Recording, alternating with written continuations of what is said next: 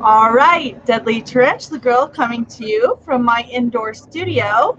Today we are going to be listening to a live interview with Bill Strand of the Dragon Strand Chameleon Podcast. I probably butchered the name completely. Well, I run the Dragon Strand Chameleon Caging Company, and I produce the Chameleon Breeder Podcast. There we go. Thank you for that. So, let's just get right into it. Which came first? Well, the Dragon Strand Caging Company came first, and I've been in chameleons for pretty much all my life. And it came to the point where I realized these cages that are available to us, I have to do so much to them to make them work. How about if I just design a cage that works for a chameleon keeper? And I ran into someone who's had at that point over 10 years of experience making chameleon cages, and we got together. I said, I got these ideas. He said we can make it happen, and then that's how the Dragon Strand Chameleon Caging Company was born. And then it was a couple years later that I love podcasts, and I always wanted to have a chameleon podcast, or I wanted to listen to one. And I kept saying, someone ought to do it. And one day I realized I was somebody. So I did it. And now you don't have to waste all that time commuting to work, listening to music. Now you can learn about chameleons. That's really awesome. I love the information age that we're in right now. I love it and I hate it. There are some negative things to it, but overall it's amazing. I have an inquisitive mind, but on the other hand, I'm a very busy person. So I love this idea of kind of like the talk radio, where we can drive, clean snakes, clean chameleons, whatever we do, while we're listening to interesting information. My company is actually investigating how difficult it would be to actually transition these interviews into a podcast. So that's kind of like our next stage. So, I think that's a great idea, because podcasting is unique in this digital age. We've got websites, we've got video, we've got blogs. We have so much content media available to us, but every single one of them requires you to dedicate time to sit down and look at them. So you're sitting on your sofa doing nothing. Right. Podcasting is the one medium where it goes with you, and you can actually do stuff like drive to work, like clean, like do something else. And so it's very powerful. Yeah, I agree. Awesome. So what year was your podcast born or hatched? Oh my goodness. I believe 2015. Okay, so just after I started my channel. Interesting. Or around that time. I'm not sure. So I've got to know about little baby Bill and when he got his first chameleon and all that stuff. Okay, well, baby Bill got his first chameleon around, I think it was 7th grade. And this was a problem because I had a bunch of reptiles before and growing up, because I loved reptiles, but none of them really grabbed me. And my parents were getting pretty sick of the reptiles coming in and out. And when I came to them and I informed them that I had found my life's calling in chameleons, they were saying, okay, first of all, what's a chameleon? And second of all, it sounds like a lot of what has gone on before. So, I think we're done with the zoo here. And so, but that did not deter me. And so I started my first political campaign, and I convinced my 7th grade class that they needed a class pet. And then I got everybody to go home and get $1 from their parents, and we bought a class pet. Now, I was a little bit strategic at this point, because I knew that when summer came, that chameleon had to go home to somebody. And so it came when summer came that my parents said, wait a minute, we said no more animals in this house, yet somehow there's a chameleon sitting in our living room. What happened? So, yeah, that was my first chameleon. It was a Jackson's chameleon. It Oh, had I was babies, and it was a great learning experience. It was an amazing. She lived for a while. I didn't do so well with the babies, and now I love the babies, and I've learned how to take care of babies. But there's always a starting point, and so that was the start of it. And chameleons have been somehow part of my life ever since. So that's really interesting. I would imagine you've been in seventh grade. It's been a little while back. Things, Okay. things have changed since then. Yeah. And so tell my audience a little bit about how you were able to educate yourself on chameleons, because I know when I started in reptiles, I mean, you couldn't get online and get on forums, and there was no social media. There were some books, for sure. They were really expensive and hard to access. Yes. So tell us a little bit about how you first got educated in chameleons and some of the differences between the reptile hobby then, whatever year that was, now. Okay, so back then it was the late 70s for me. And research meant you had to go to the library, especially when you were in seventh grade. And it was very difficult finding chameleon books. And so I literally would go from library to library, and I would bring my pad of paper with me, and I would literally write down all the information I could find on any reptile book. They had a little paragraph on chameleons. All right, great. I knew all of the encyclopedias because I would look up chameleon. Couldn't just copy and paste it off Wiki and print it? Well, my phone didn't have a camera back then. In fact, it didn't have anything back then. It had a long curly cord, right? Exactly, it was. And so it was really, and then I would have to go to different public libraries because they would have different books. There were these animal cards, and back then it was me and my friends, they love chameleons, and so we would just treasure every little bit of information. I remember when I learned that of 3 different species of chameleons, and that was a tremendous piece of knowledge. And so the times were incredibly different.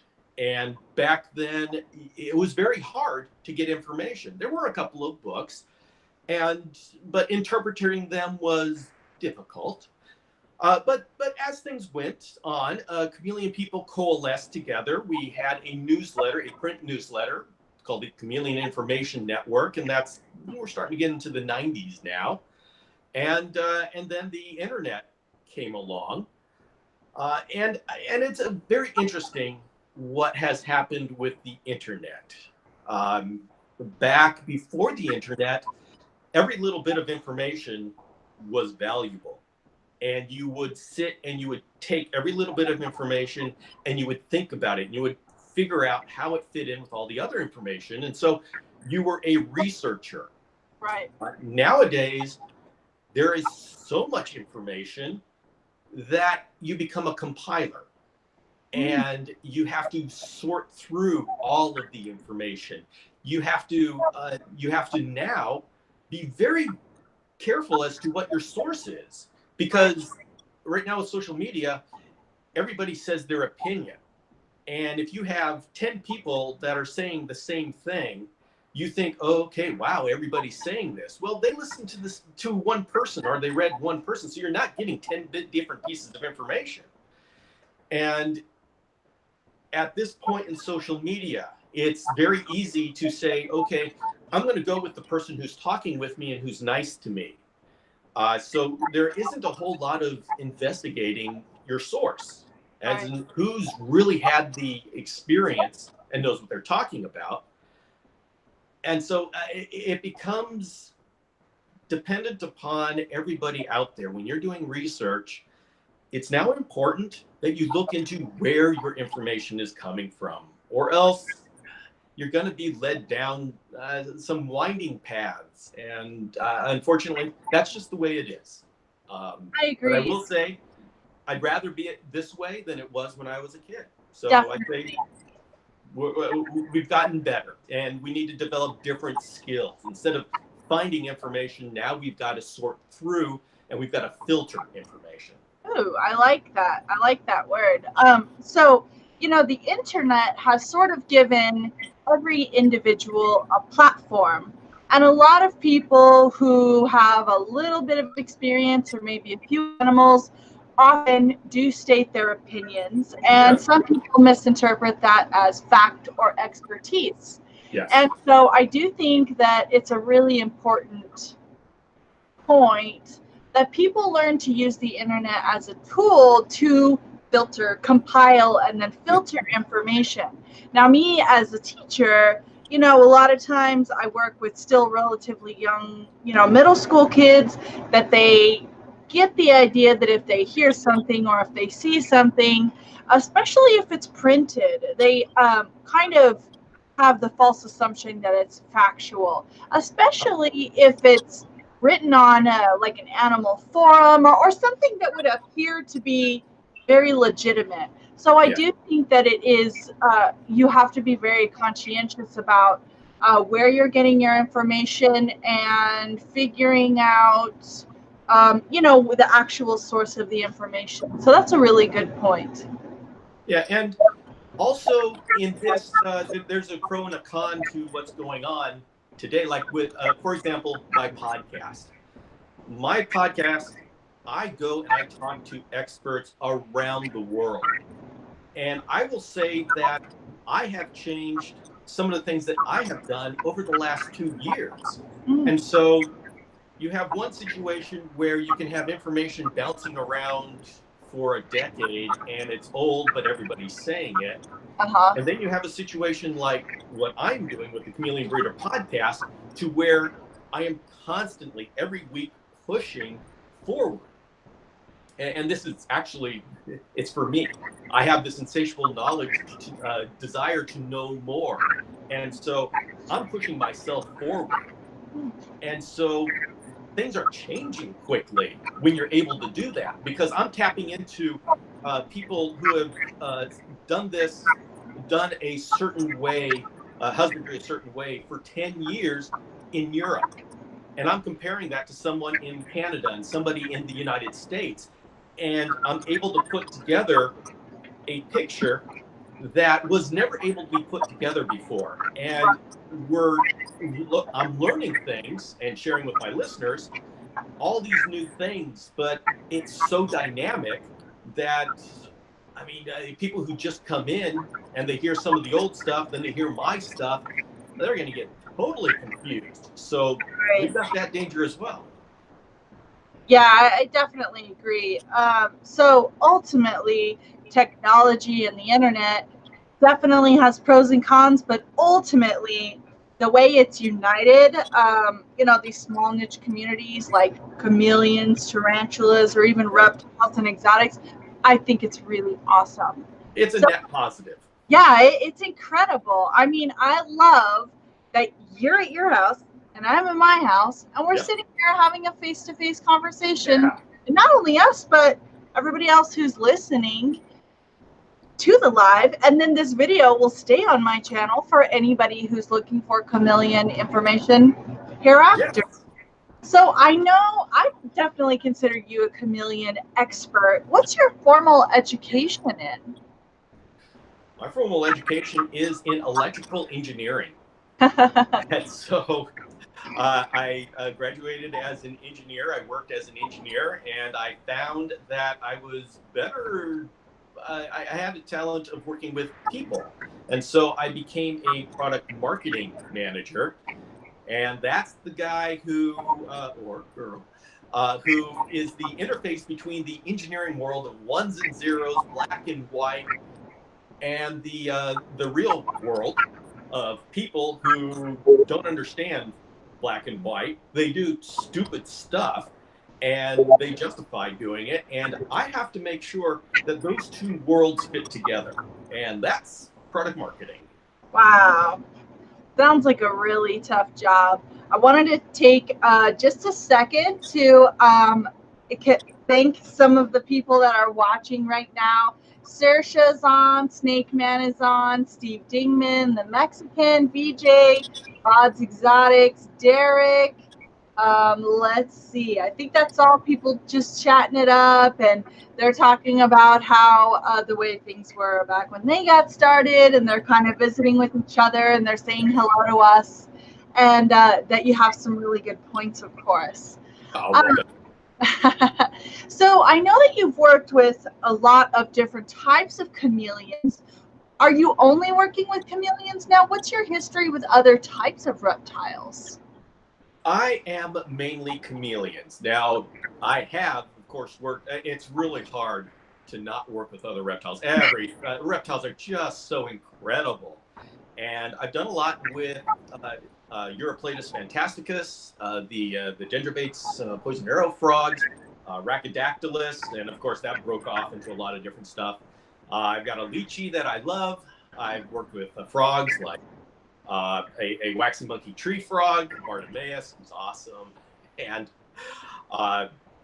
let's see. So that's, boy, I'm sure I've done a lot more than that, but that's what's coming to my mind. Oh, I love my frilled dragons. Oh, they were so awesome.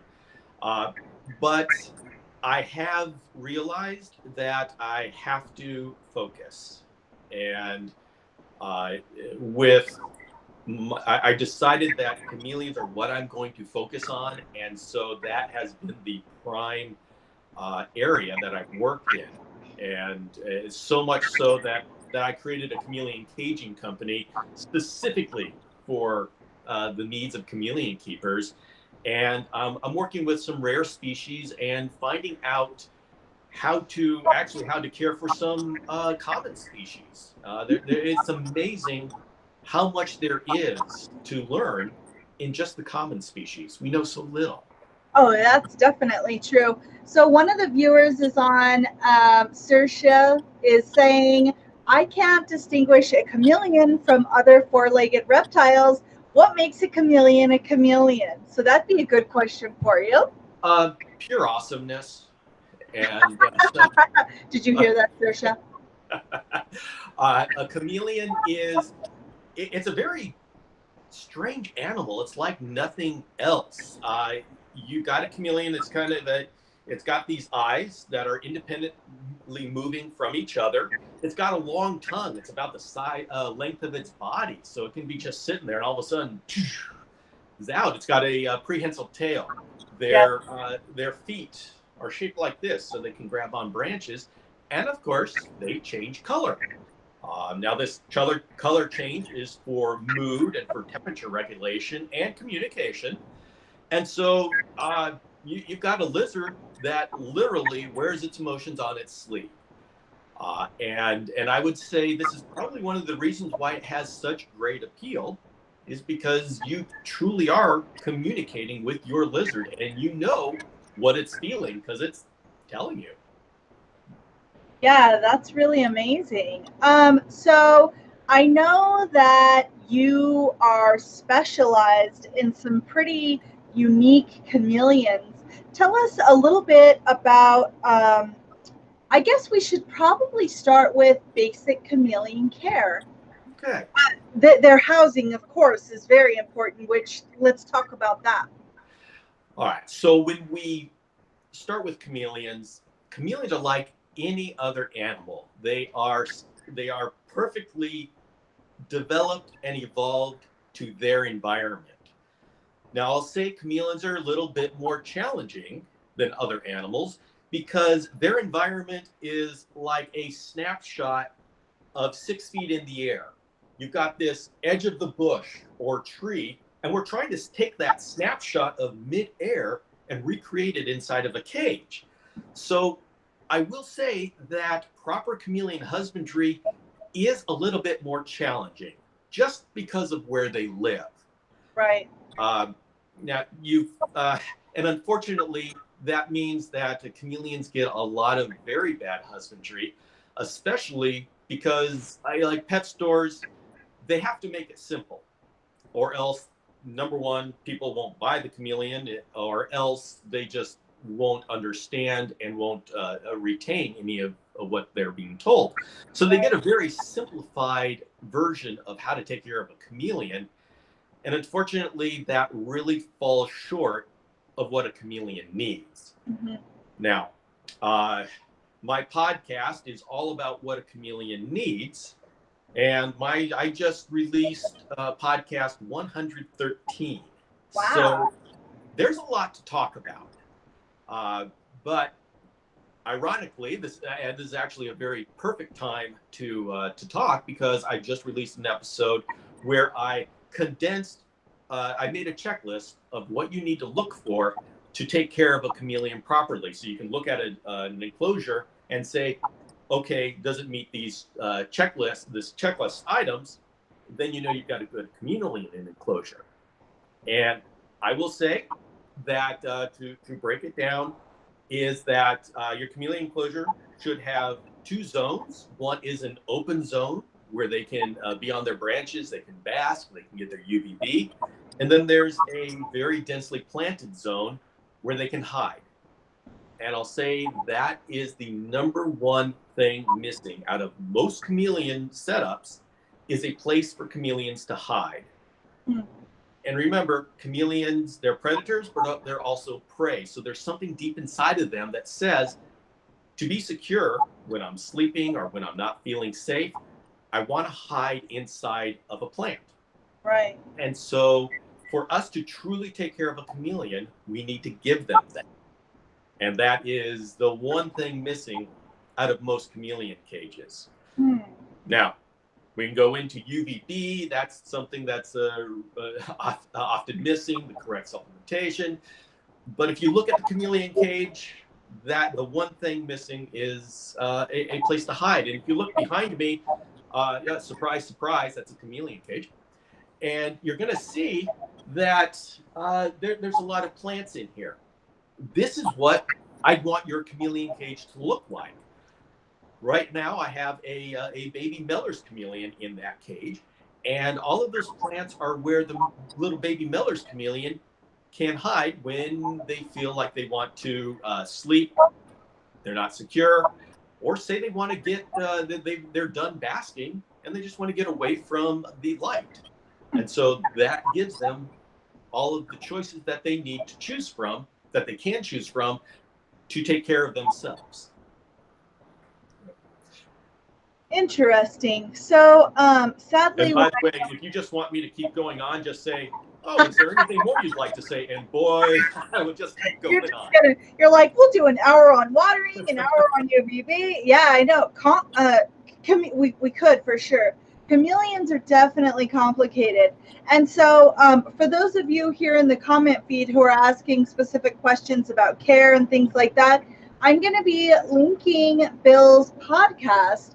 And as he said, he has over 100 episodes that are primarily based on chameleon care. And I say primarily because I've been on his show Yes. to teach him a little bit about tarantulas. And I know that he invited me on the show another time, some other ladies and I, to speak about being females in the hobby. And so I know you do branch out on occasion, and I thank you so much for, I don't know why you even chose me, but it was a real honor. And so, yeah, he has a lot to teach on the podcast. And Bill has a wonderful voice and is very handsome, too, although you never get to see him on his podcast. Right. It's a treat. Well, thank you. So when I go to our local pet stores, it's pretty sad because a lot of times the drippers are not even over the plants. And I know as someone who's averagely educated on chameleon care that if chameleon keepers replicate that care, their chameleons may not live for long. And so tell us maybe the 3 most important things. So you told us a little bit about their enclosures and how they need a basking area and a hiding area. And I know there are lots of different types of chameleons, so it's hard to give such generalities. But what would you say as far as the big tips on keeping chameleons? Okay. What often happens is that people go to a show, they go to a pet store, they're looking for dog food or something else, they fall in love with a chameleon. They talk to the pet store employee or even at a reptile show, and they're given a brief overview. So I will tell you that that is a shadow of what you need to take care of chameleons. And so if I was going to give you the top 3 pieces of advice that I would give to a new chameleon keeper is, number 1, brace yourself, because when you get on social media, you are going to be hit hard. Yes. And hopefully you meet with people that are understanding. Unfortunately, often you meet with people who have been saying the same thing day after day after day. And so have a tough skin and go on, dive in and say, okay, what do I need to know? That's the easy way, and that's kind of being thrown into the deep end. The perhaps easier way on you as a person is to just go to my Chameleon Breeder podcast and start with episode 1 and just listen to it every day going to work. And by time you get through the middle, after a month of this, you're going to have a pretty good idea of what's important about the chameleon world. And I got to say, I mean, you're probably thinking, wow, that sounds like a lot of work. No, that's a great idea. Yeah, the pet store told me all I needed was this chameleon kit and to set it up and I'm good to go. And unfortunately, that's not true. I wish I could make chameleon keeping easy, but it's not. So just accept that you have a steep learning curve ahead of you. And I would encourage you to just jump in. It's amazing. Chameleons are amazing. And I have learned so much about this world through my love for chameleons that it's worth it. It really is. Number 2, all that was from number 1. I love that.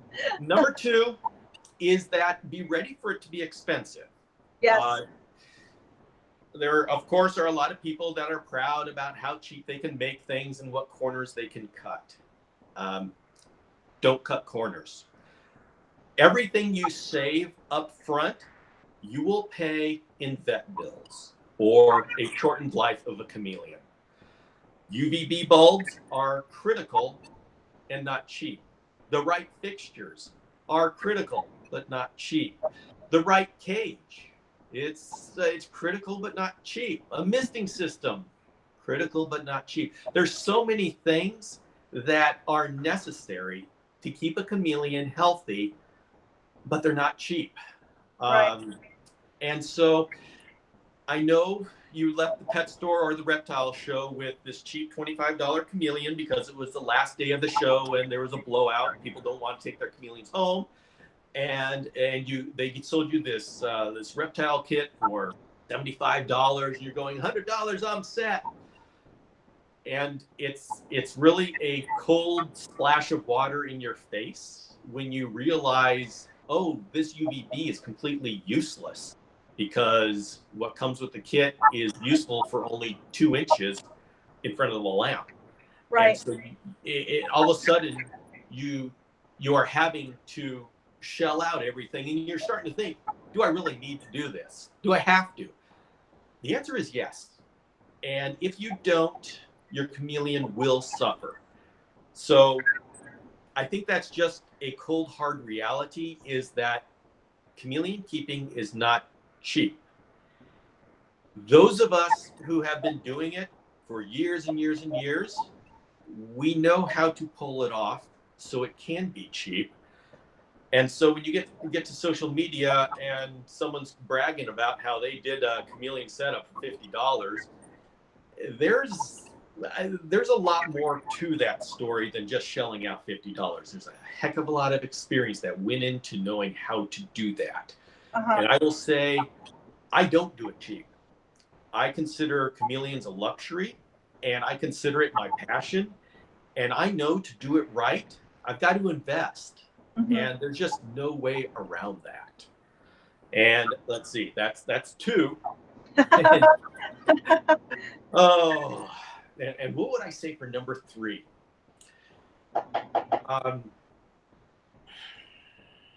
The third most important thing. So first is get ready for a deluge of information.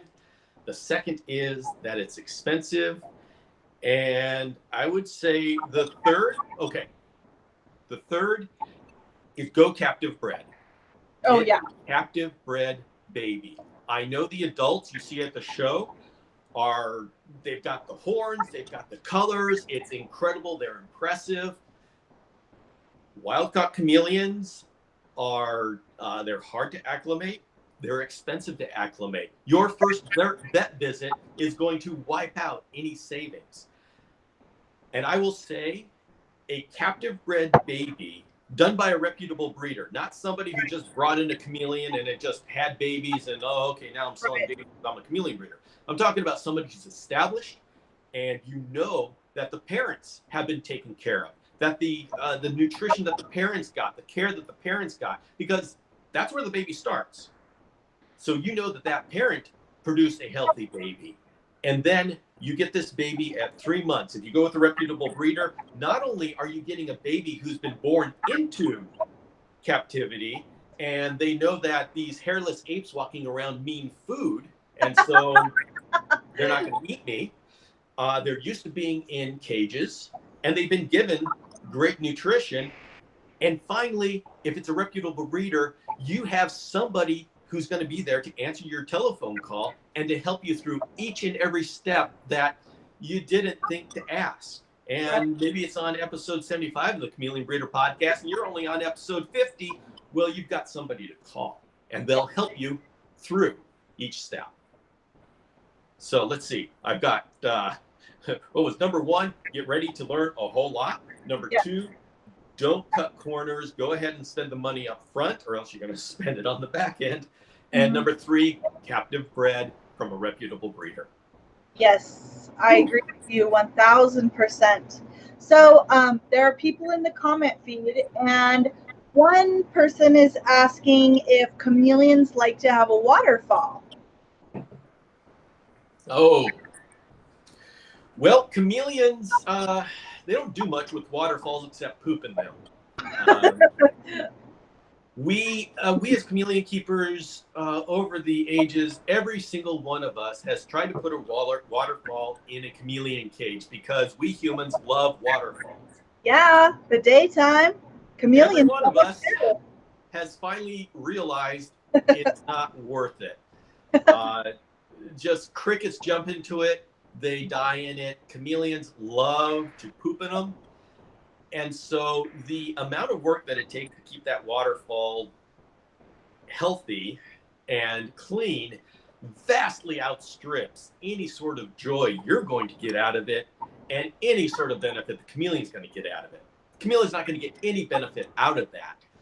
They may drink out of it because it's moving water, but they don't need it. There are better ways to humidify your cage. There's better ways to give them drinking water. And so I would love it if somebody would come up with a way that we could effectively keep a waterfall in a chameleon cage, but we've been trying it for decades.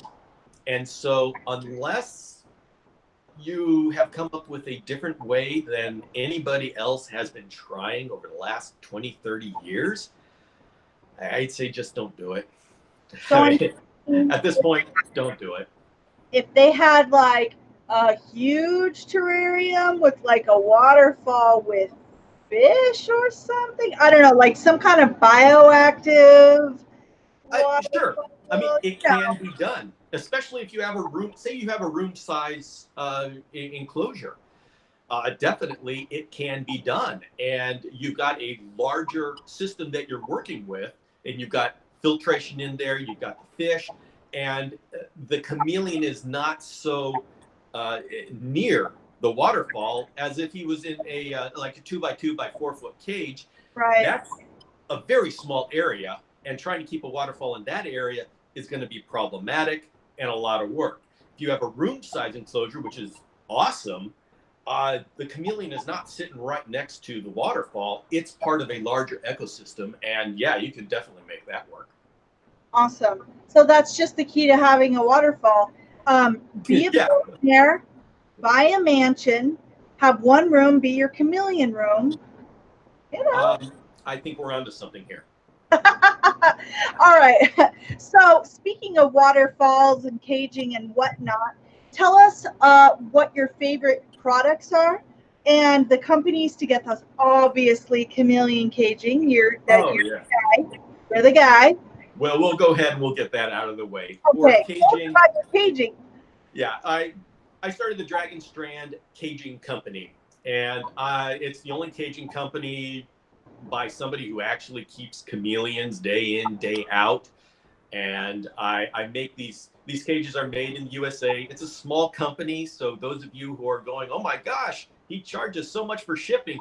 Well, that's what happens when you're not Amazon. So sorry about that, but FedEx doesn't care about helping small businesses. I mean, they're nice, they help me, but you know, I don't have that kind of power that Amazon does. But my cages are made here in the USA, and they're not mass produced. They're handmade by the most experienced chameleon cage manufacturers that are still around making cages. And I'm able to add things to these cages that nobody else has, like the dragon ledges. These are anchors that attach to the sides of the cage, and they allow you to do horizontal branches and to actually mount plants in your cage. And that's how I did what I've done up here. I mean, there's ways to hack that, but there's really no way that's as effective as the dragon ledges, and that's really why I designed it, because I needed that. Right. And I have cages that are the screen cages. I have cages that are 3 sides that are clear, like the one behind me. So you've got that the benefits of the clear sides, but then you've got that ventilation, that airflow that goes from top to the side. And so and we're the only cage manufacturers that actually have drainage trays. Oh cages. Yeah, very important. So these cages are constantly being updated and improved, and it's because it's my passion. And so you're going to be getting a cage made by someone who loves cages. As far as lighting, I go with a company called lightyourreptiles.com, and that's run by a guy named Todd Good. And the reason why I do that, he offers Arcadia lighting, which has 6%, 12%. I really like those bulbs. And he's part of the community. If you call up Todd, he's going to say, what kind of cage do you have? How's it set up? What kind of animal do you have? And he's going to tell you what you need. Wow. So yeah, you can go to Amazon. You can go to these other companies that just do wholesale and stuff, and you can get things cheaper, but you're not going to get that kind of support. And so I feel very strongly about supporting the community that I want to live in. Right. And it's like all these people that are complaining about Borders bookstore closing and doing online petitions and stuff, and say, well, if you like bookstores, don't be buying on Amazon. If the community is going to be where we put our money. And True. So I want this community to be made up of, the businesses in this community to be made up of hobbyists. Right. And there's, these larger companies, and they have their place. I mean, there are cage manufacturers that they're making cages, they're making cheap cages, and that has their place. That is how people come into our industry. And so I'm never going to say that the big business, the people who are supplying Petco, are wrong and we shouldn't support them. We should. That's part of our community. But we also have to be careful that we don't always go for the cheapest. We go for the quality, and quality also means who's running the company and who is going to be there to support you. That's true. And so Todd Good from Light Your Reptiles is one of those good people in the community. And we've got some interviews with him on the podcast. Cool. For misting systems, there's Mist King and Climist, and they do some very good misting systems. Effective and high quality, and that's one of the things. Don't cut corners on your misting system, because you really do get what you pay for. And so I just say, go to the top, get the best, and you're good. Yeah, I totally agree. And I love, supporting these companies, as you've said, who work in the industry, support, the hobbyists and the other small businesses. I feel like that's really important. Yeah, So, and it is. go ahead. And I want to say, you need it's so important to support the community, because that is where you're going to get the highest level of innovation. True. It's these hobbyists that love what they do. Like, for example, the cages that I create, that comes from decades of being dedicated to chameleons. And I do the cheaper cages that are offshore, made in bulk. They have their place, but they haven't changed in the last 10 years. Right. And they're not going to change. And if they do change, it's going to be a corporate decision to make them cheaper. How do we make them cheaper? And that's the mindset. And that's an appropriate mindset. I'm not saying this to say that's wrong. That is what's necessary at the point of sale at these large box retailers. And let's keep that. But when you get beyond that first point of sale and you start getting into the industry, you brought home one of those cheap cages. Well, how do you hang that vine or that sprig of leaves that came with the kit? Well, there's no way to do it, because it's a marketing kit. It's not put together by somebody who loves what they're doing. You look at Dragon Strand, and I'm the one who introduced the Dragon Ledges. So you could do actually plantscape up the side of the cage. And that's what chameleons need. Giving cages other than screen cages. Yes, you've heard that chameleons need screen cages. What they need is ventilation, and sometimes that's not a screen cage. And so I have different cages for different situations. I have the drainage trays. They're expensive to make and labor intensive, and I can tell you the margins on those are pretty pitiful. And so there's a reason why they're not mass made. But they're required by chameleon. I mean, that's the way to make a good chameleon setup, is to have a drainage tray. Because if you don't, then you've got water at the bottom of your cage. You've got chameleon poop coming down. You've got escape feeders coming down. You've got water down there. And so you've just made poop soup. And that's a bacterial nightmare. Yes. You don't want that. So you want a drainage tray that takes that water and gets it out of the cage. These are not cheap, but a business made by run by a hobbyist like me, I'm going to have drainage trays because they're necessary. And so you go into, I want to encourage other people in the community to come up with these things and to say, yeah, I'm going to make something that is specific for my geckos. My wife, she loves Eurypletus fantasticus. These are the satanic leaf-tailed geckos. And I can tell you, there is no market for a mass-produced item for a Eurypletus fantasticus. But that is what she loves. And so we're working on products specifically for the problems that people with Eurypletus fantasticus have. For example, when these things eat, I mean, they go boom.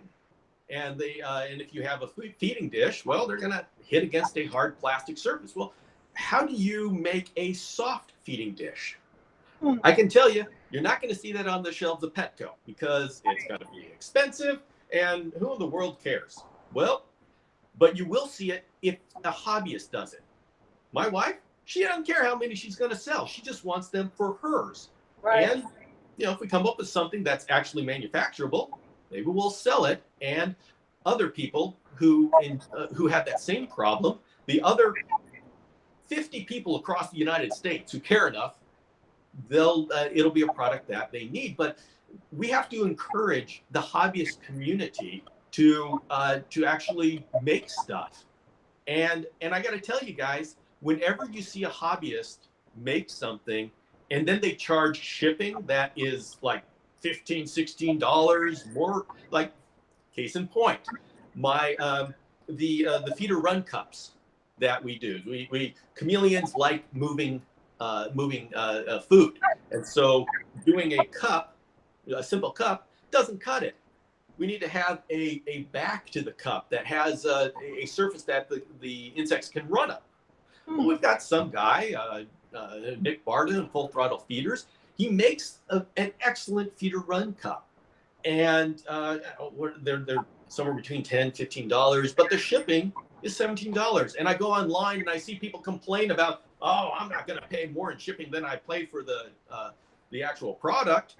And I'm thinking, that doesn't make sense at all. Okay? And so we need to say, okay, shipping, that's a different product than the actual product. Right. It's not him saying that's how much I'm going to charge. That's the post office saying it. That's FedEx saying it. And we need to support people doing that and say, okay, we understand. That's what it takes for small business. Yeah. Yeah, I totally agree. I mean, and, you know, I live in a very rural area. And so shipping for me, a lot of times is a little bit more to get stuff out to someone, because even if I'm going to send something to my next door neighbor, if I'm going to send it USPS, it goes to Texas first. So our mail carrier comes and gets it, takes it to our local depot, takes it to the closest sorting center, which is in the next state over, and then they will sort it, send it back to Roswell, and then the carrier a few days later will then take it to my neighbor. That's not my fault. Now, obviously, if I'm going to ship something to my neighbor, I'm going to knock on the door and go, here's your thing. Yeah. But, you know, my point is that's out of my control. And so, yeah, I completely understand. Yeah, we got to understand that, like Amazon, they have big deals with FedEx and UPS, and you think it's cheap to ship. I mean, FedEx has hubs. They have a fleet of airplanes, a fleet of trucks. They have thousands of employees. They don't get paid in pixie dust. They've got to get that money somewhere, and they're not making it off of Amazon Prime. I can tell you that. Right. So, Marita, could you give me a minute? I hate to do this live, but I've got to actually hook up the power to my phone. Absolutely. So say hello to the people. I will be back. I'm going to pay attention to our viewers here. So we've got quite a few people on the comment feed. I want to say hello specifically to the Mexican, because I found out he's actually one of my Facebook friends who I talk to pretty regularly. And he just made that connection for me recently. So thank you so much. Snake Man, who I believe is Dana Savarelli. I've got Steve Dingman, who's a regular here. Derek VQ35D16 says hi. Hello. I don't know if you've been on here before, but it's wonderful to have you here today. Gotta love Carpet Pythons. She's a regular as well. I'm going to actually be interviewing her pretty soon. She's a really amazing lady, and I can't wait for that. Let's see. We've got JV. He's been on talking about how, obviously Bill knows what's up, and, people have learned through trial and error in the past. We've got some good conversation on here. So, Rob Miller, let's see. Somebody was asking about Chameleon Care. JV was actually asking if I would teach them how to breed tarantulas. I absolutely will. I have a production and breeding playlist that's over 100 videos long. So check that out on my channel, and it's gonna blow your mind. Crazy. Yeah, that's just for tarantula breeding and reproduction. This specific episode, we're here to learn about chameleons, but obviously I have over 100 videos on breeding and reproduction, so that should answer your questions. So a lot of people are asking about to know more about chameleon color changes. It's kind of a mystery. People thought historically it was done purely for camouflage, but Yes. as you've said, there's actually a number of purposes. So people are kind of chatting about that and asking a lot of questions. That is probably one of the most interesting things about chameleons. Yeah. So the color change of chameleons has developed into a communication thing. The chameleons communicate through their color change, and when you can see this easily, you go and you scare them. Well, they're going like this, and that's where you see the brightest colors. It's kind of unfortunate that the chameleons are the most colorful when they're stressed, but so they'll do that. But they've also learned that if they get really dark, they can absorb more of the heat, more of the sun. And so they also do it for temperature regulation. They will get very, very light when they're when they're hot to reflect the light. Now, there is a bit of camouflage that happens when through evolution. And so the chameleons will start to take on some of the colors of their environment just because that does camouflage them more. So panther chameleons that are red, orange, and all of that, now they've got another purpose for it. The babes love the colors, and so that evolution favors what the babes love. So they get to be big and colorful and not camouflage. There are some, there's a chameleon called Tarantula sternfeldi that is, it just has this mossy look, Laterus spinus. It looks like the moss of the area. And so that was a part of evolution where the ones that looked like the area survived. But the actual color change where the chameleon in its brain or subconsciously is changing color, they are not consciously changing color to match the environment. And that's usually the misnomer, is that, chameleon wants to change color so it can camouflage. It's the color change that is controlled by the chameleon is communication and thermal regulation. So it's probably similar to how well humans can control their complexion by how red you might get if you're angry or very overheated, or how pale you become if you're very afraid or sick or something like that. I imagine, yeah, you could say it's like that. Or a blue tinge to your lips when you're really cold, if you've fallen into water or something. Well, so like the flushing of the cheeks. I mean, we change color by our blood flowing in and out. It's a little bit different for chameleons, but us flushing our cheeks, that is involuntary. And that would be like chameleons thermoregulating. They are not saying, okay, turn dark. Right. Their body's just doing it because it knows I'm cold. Right. Very interesting.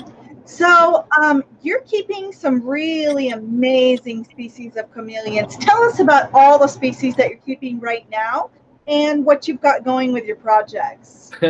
Well, of course, I'm always paring down my collection. Okay. And how the numbers grow with me always paring the collection down, I don't know. Babies don't count, by the way. But I have a wide range, so I'll just go through some of the species. I have some veiled chameleons. I have a female panther chameleon who is just wonderful. I have a number of Jackson's chameleons and some Bradypodium thamnobase. That's a dwarf chameleon from South Africa. I have a Parsons chameleon.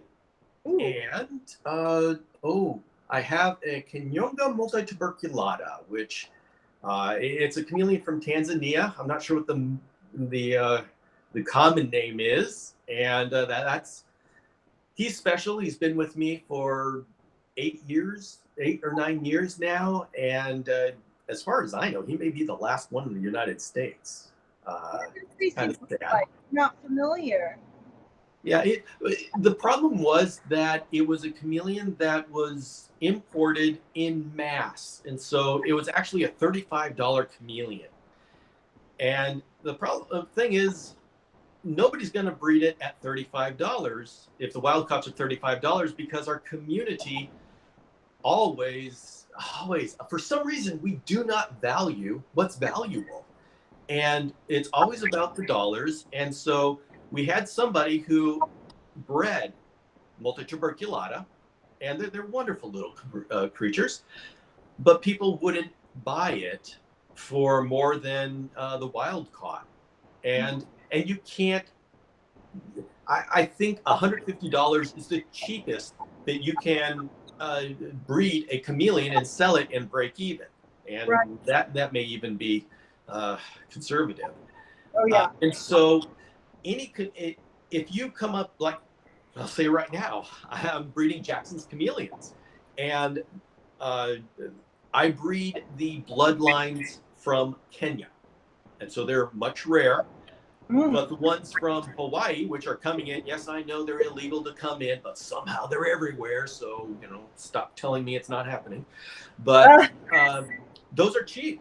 You can get them $65 at a show, $75. And so your general populace will say, why would I pay $150 when I could get one for $65? And you explain to them bloodlines and quality, and it's really sad how hard it is to sell a captive bred chameleon, and that's what happened with multituberculata. There was one guy who would breed them because he loved them, but he couldn't sell the babies. And when you can't sell the babies, you got to stop breeding because you can't keep all the babies. And I got one from him, and he's been wonderful, and I've loved him, and I'm very sad that they're no longer available. Tanzania closed down exports, and so once Tanzania closed down the export, they disappear. Why? Because nobody spent the time to breed them, and it's not. And I don't want to fault the breeders because there's no one to buy it. Right. And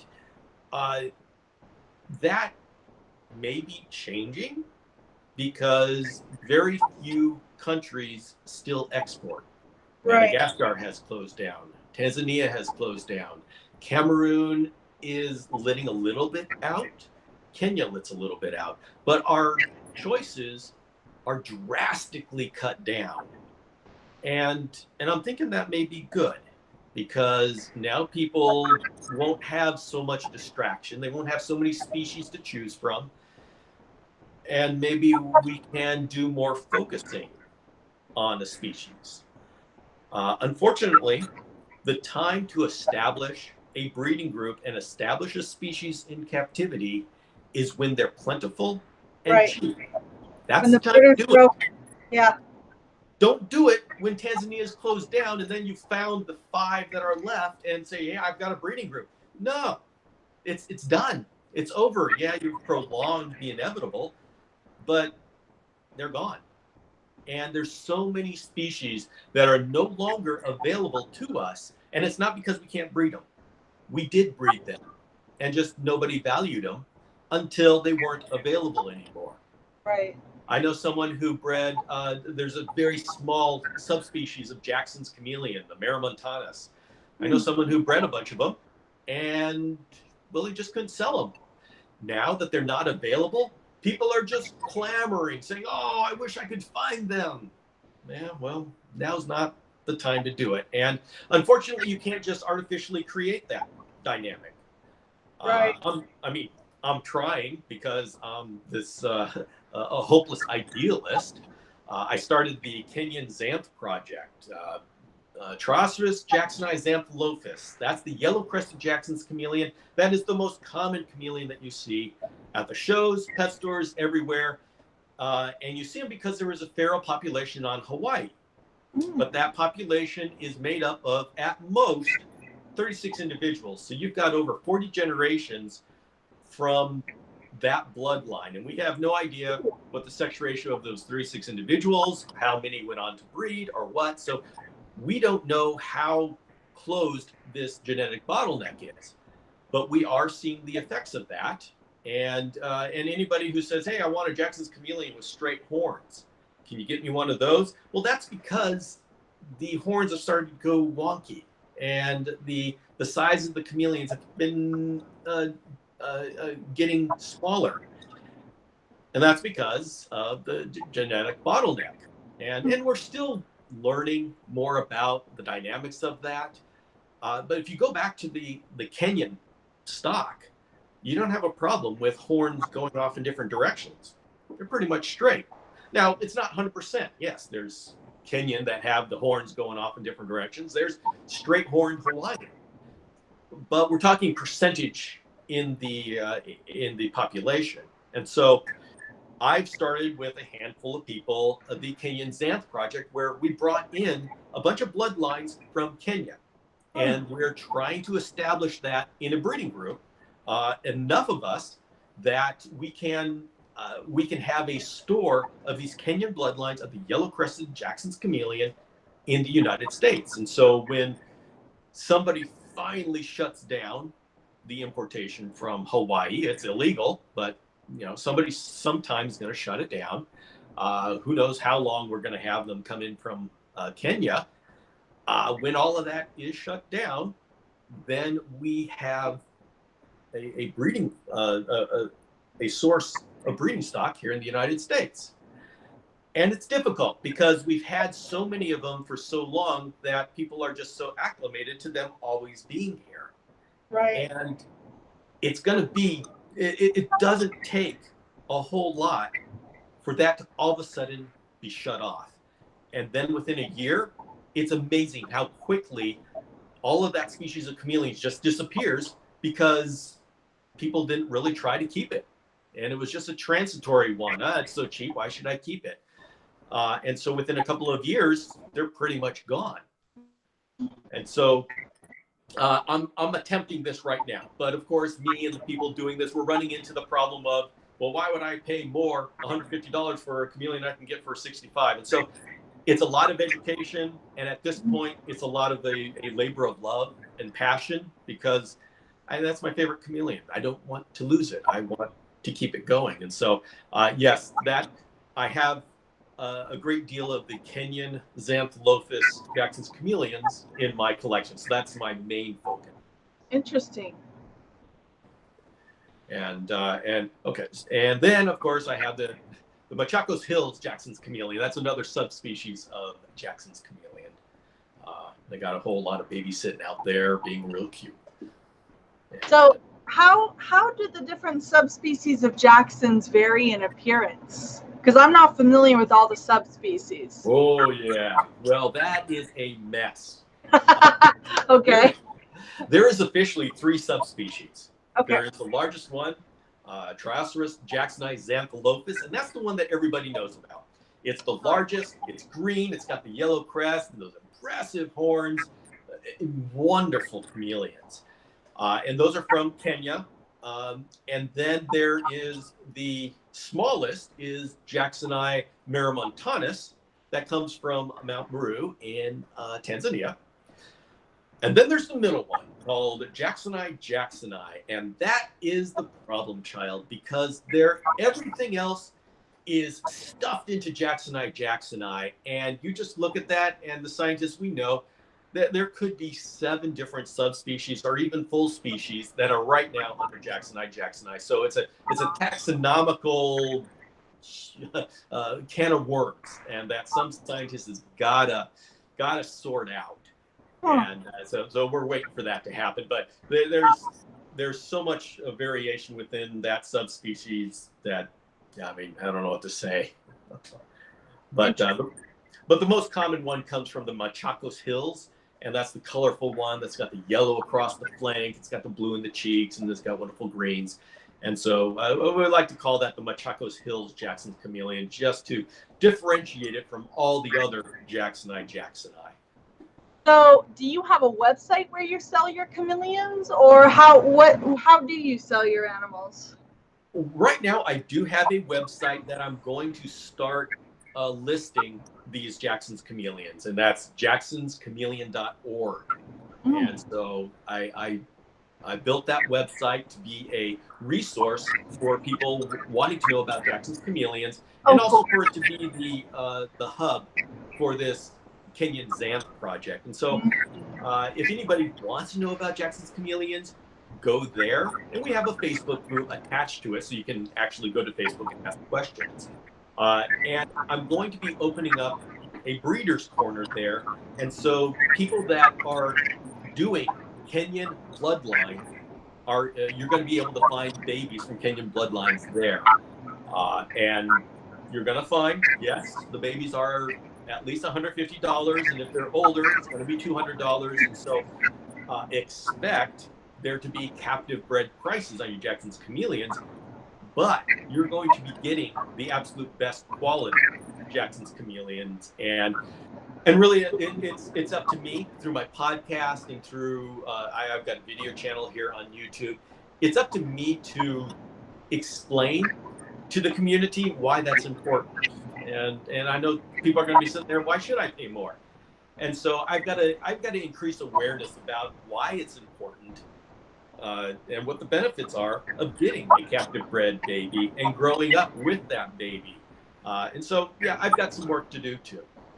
So here's a question. If somebody, say, hears this today and they think that they have what you have and they want to maybe get involved in their breeding project, is there a way to tell which are of a Kenyan bloodline unless you know that it's been imported from Kenya? That is difficult to just look at it and tell. Yeah. We can make guesses, but when we're playing the genetics game, they're the same genetics. Yes, Hawaii has a genetic bottleneck, but you're going to get a nice, big, straight-horned chameleon every now and then there.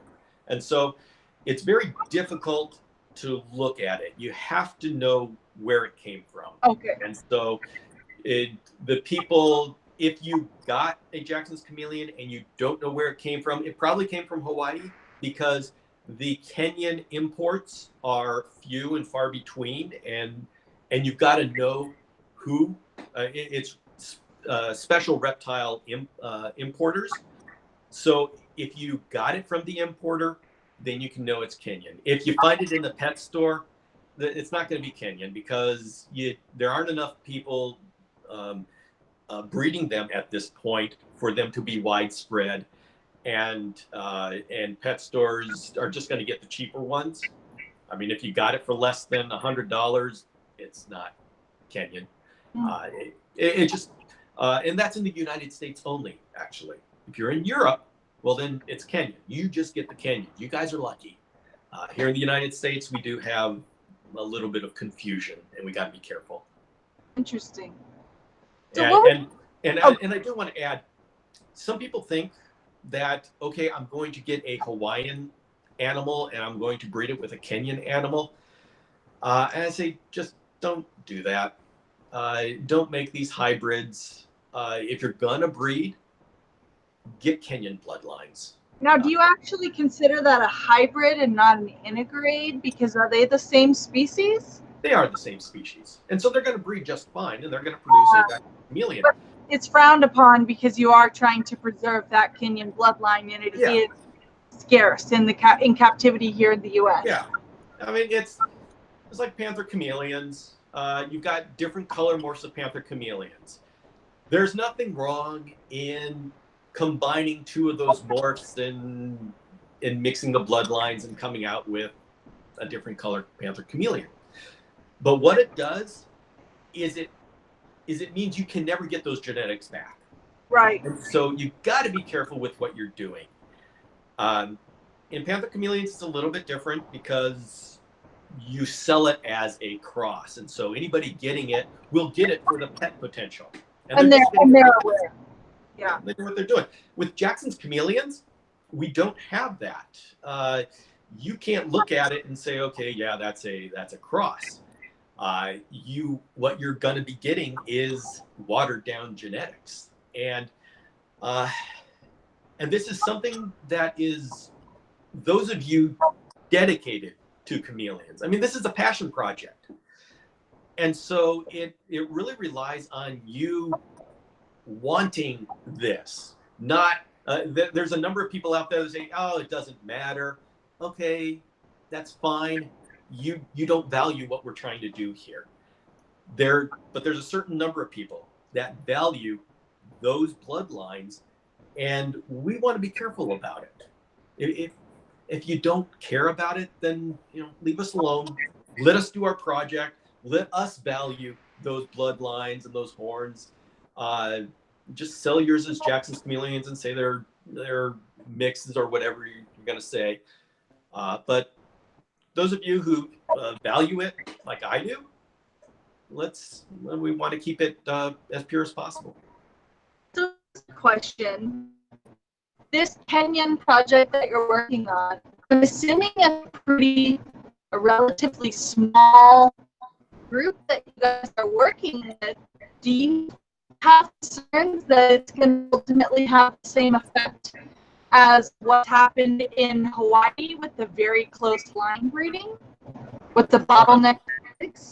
It could absolutely happen. And that is why I'm starting this now while the borders are still open.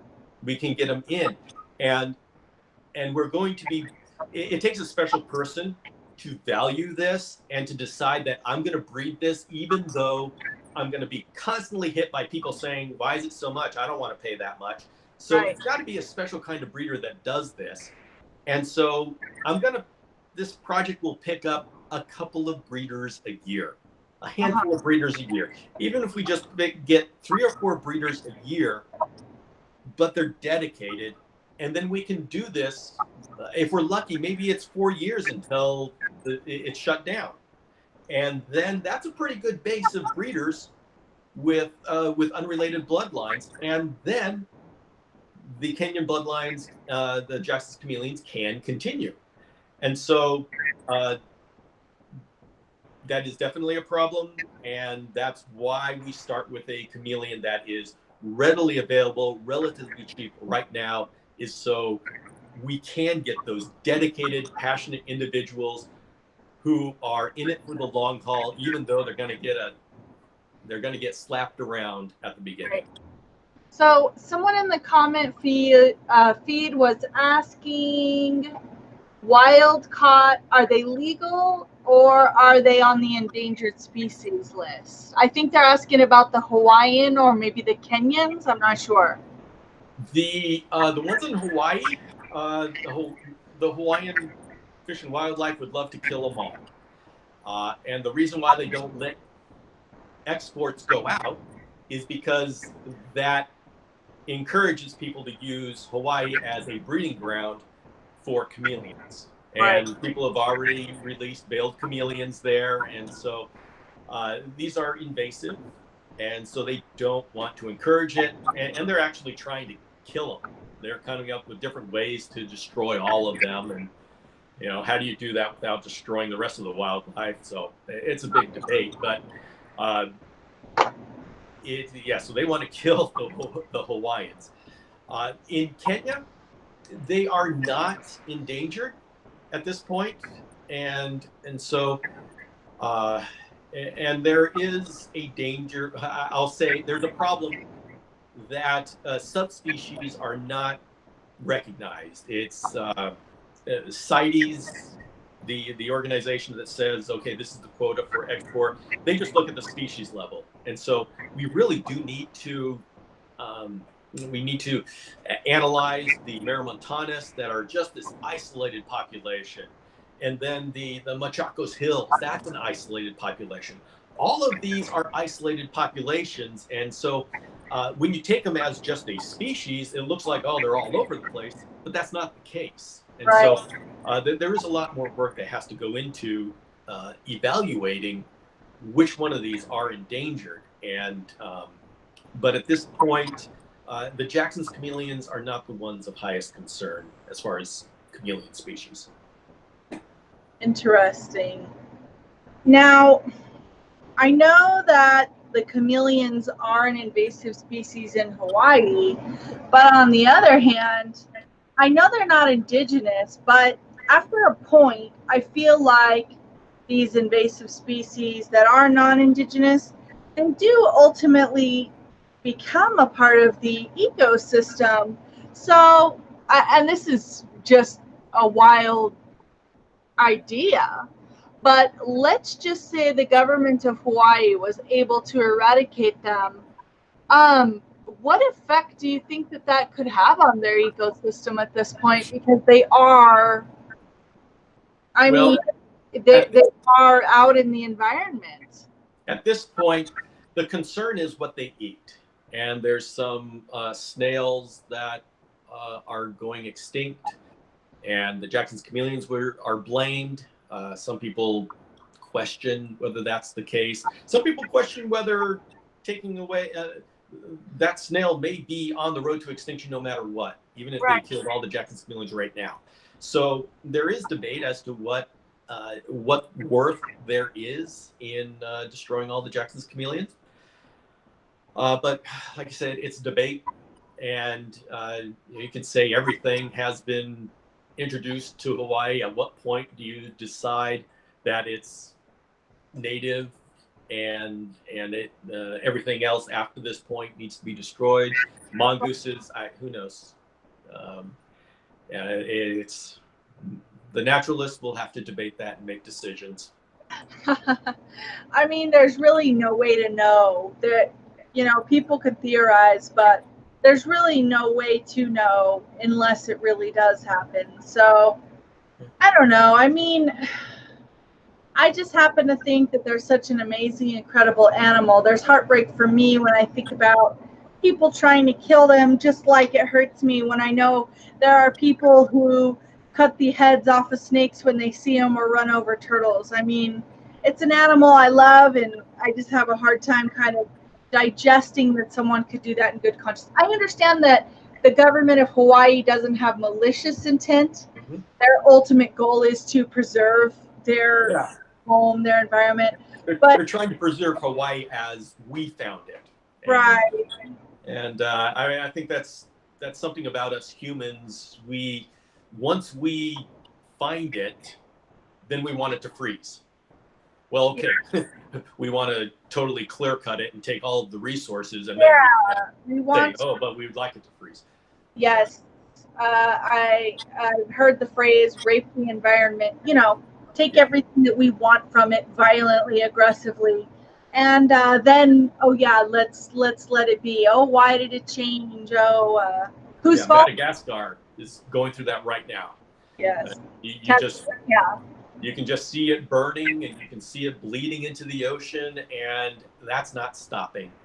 And so all of these chameleons, I mean, they've stopped the trade. Okay, so no chameleons are coming out; they're just dying in country.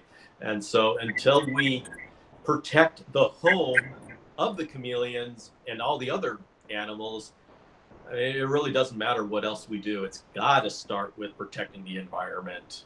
I totally agree.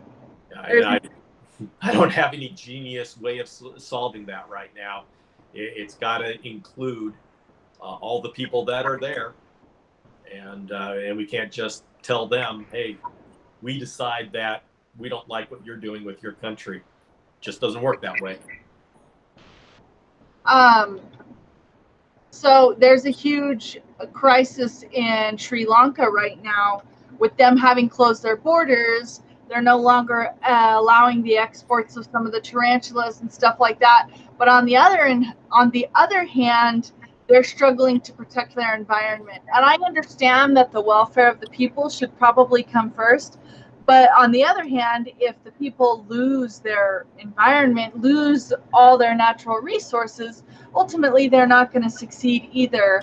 And so it's a catch-22, because I don't have the resources to come in and care for the population of that entire country. So who am I to say, oh, don't do this, don't do that, protect all the forests? It's difficult. It's very difficult, especially when you have some underdeveloped nations that are struggling for the people to live.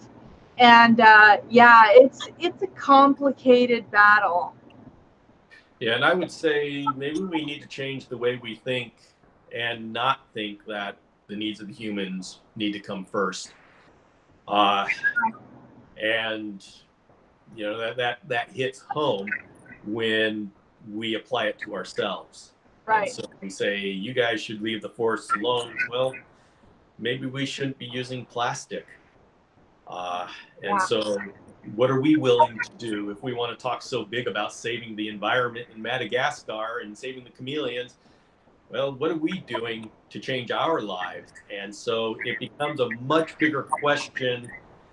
And frankly, I don't know that we, and I'm talking about we generally, care enough about what's happening to really do something about it. I know some people are, and I got to say, there's some people that are doing a whole lot. And I know there's a place, I love this organization called Eden Reforestation. And they actually plant the forests back. And so there's a lot of people doing a lot of good. But it's really got to be all of us sitting in our cities having a wider view of ourselves in the world, right, and doing something different. And can that happen? That's a real good question. Yeah, I definitely agree that we all need to kind of think hard about what we can do individually. I like to challenge my students around Earth Day to try and think of 3 things that they could do personally and their families could do to hopefully have a positive impact on the environment. And then toward the end of the project, they're supposed to, those who want to kind of vow to do their best to actually do that, whether it's, giving up plastic drinking straws or, whatever, one little thing that they can hopefully start with. And obviously the newer generations are the ones we need to start now, basically, is what I'm saying. And with every little act, if we all do something mildly negative, it's going to have a massive negative impact. If we all do a tiny little thing that's positive, ultimately it could do some good. And say with chameleons, tarantulas, all of these exotic pets that we bring into our lives and we love, there is so much to learn by having these and communing with these animals.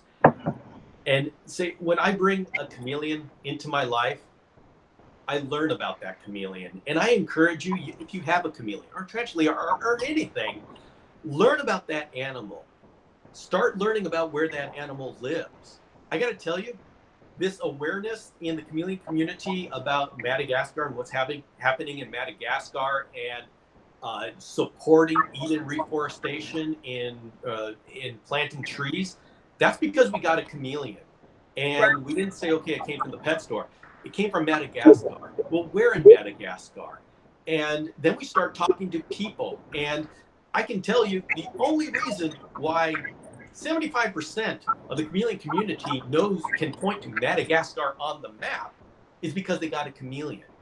And so these animals are ambassadors to their homeland. And I would say, make that effective. That this chameleon is in your life now, whether he came from Madagascar or captive bred. Use that to learn about the world. Use that to care about the world. That's of what's going on around us. One of my most chilling podcasts was when I talked to Mark Shirk, who just defended his thesis. So he's a doctor, Dr. Mark Shirk. Congratulations! And he's made Madagascar his project. And he's joining a project that has been defining all of the reptiles and amphibians of Madagascar. It's 30 years in, and he thinks in about 30 years, they're going to have it done. So this is his life work. And he told me about a chameleon, Kaluma periazi. I can't even pronounce it because I'd never heard of it. Wow. And he was able to share a picture. It's like one of 3 pictures that exist of this chameleon. And within 15 years, that chameleon probably won't exist because of global warming. It lives on the mountaintops. And within 15 years, it won't have a place to live because it will literally be pushed off the mountaintop by the temperature rising. And so this is a very sobering thought that animals are going extinct and we don't even know that they exist. Right. And this is what getting involved in chameleons or any of your other exotic animals can do. It can open your eyes to the world. And you got to dig. It doesn't just come and in a nice little package. I'm digging every week for that podcast and talking to these scientists that are in Madagascar, that are on the ground. And that's how I learned these things. And it's been an incredible eye-opening experience being able to talk to the people who are actually on the forefront of all of this destruction. And it motivates me to support the people that are trying to help the environment. And so I'd encourage you, if you love your chameleon, start looking into ways to help the environment where that chameleon came from. I mean, let's turn this into something positive. And you can do that. I've given you Eden reforestation. And I'm going to, on my jacksonschameleon.org site, I'm going to be having a page about Eden reforestation, just so we learn about the companies and the organizations that are making a difference. And so us sitting in our cities, we can make a difference by supporting them. And really, I think that's mostly what we can do in our cities. We're spending all of our day just trying to make a living so we can live in these wonderful cities of ours. And in our off time, we work with our chameleons and such, and we enjoy that. We don't have time to go to some foreign country and do things. Right. But there are people that are doing that. And so we can make a difference by supporting them. Wow. Big ideas here. Really incredible. A lot to digest. Yeah. Okay. So let's go ahead and bring it back to our wonderful little chameleons here. Are there any questions there online about what we're doing here? Yes. So somebody asked if you know when the first population started being spotted in the wild in Hawaii. Do you know? Yeah, that was in the early 70s. Okay. It was because of and I have the exact date on that on my Jackson's website. I don't, but it was a pet store owner who imported a small amount, like 6, and those sold. And he said, "Okay, great. I want, I'll get more." And so they got in 3 dozen. So I'm assuming that's 36 or a couple dozen. It's the I don't know the exact number. Okay. At most, it's 36. And they came in a little peaked, and so they came up with the genius idea of putting the chameleons in their tree in the backyard to recover, which they did, and the chameleons were not there when they went back to go collect them. And from there, the entire population of Hawaii and the other islands, because these spread, people love their chameleons and they love finding them, and so they help the chameleons go to the other islands, and so all of those came from that one import. Wow. A viewer is asking where all chameleons are indigenous from. And I know there are a lot of species of chameleons, so that's probably a big question.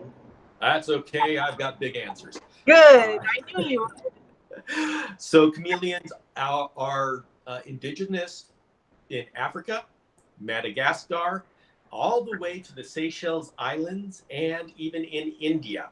They go as north as the southern coast of Europe, and they go down as south as South Africa. And so from the west coast, pretty much the entire continent of Africa. Now, the Sahara doesn't have a whole lot going on there.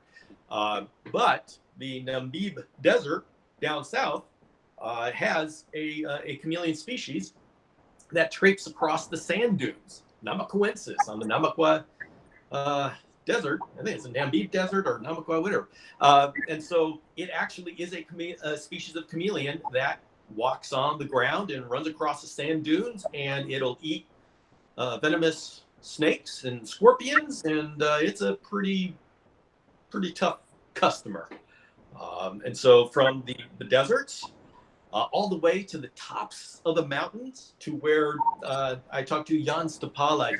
He wrote this book, Mountain Dragons, in Kenya. And so he went all over in the upper mountains, and up in the upper mountains where it's just above freezing, there's chameleons running around.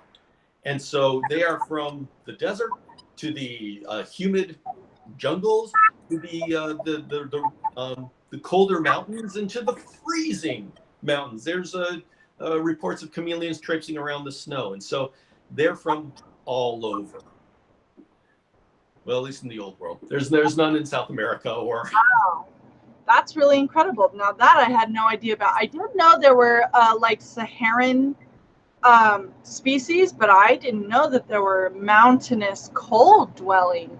So how do those vary in appearance from some of the tropical ones that we're probably accustomed to seeing? I can give you a basic idea of what's different from their appearance, although I can't say that I know for sure that their environment produced these. Okay. But you will find the more colorful ones at the lower elevations, although the Johnston's chameleon goes ahead and that's a three-horned species that's very colorful, so that blows that out of the way. Oh yeah, and the Hanagensis from on top of a mountain, he's very colorful, so I guess I can't say that. Okay. I think maybe the one thing that is that the colder species tend to do live birth.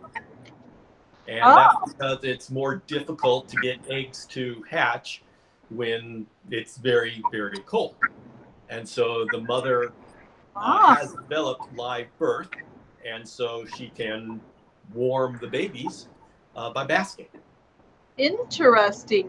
So is it kind of like, so essentially boas giving live birth, they pretty much have an egg inside of them, and they incubate it internally and then kind of give birth at that point. It's kind of like the egg hatches inside of her almost. At least, I mean, from my observations, the vipers and the boas that I've seen give birth, I'm just like, oh, okay, they just kind of keep the eggs until it's time. Is this similar with chameleons?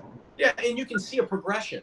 There are chameleons that gestate for 1 month, and then they lay eggs, and then there's a 6 to 9 month incubation.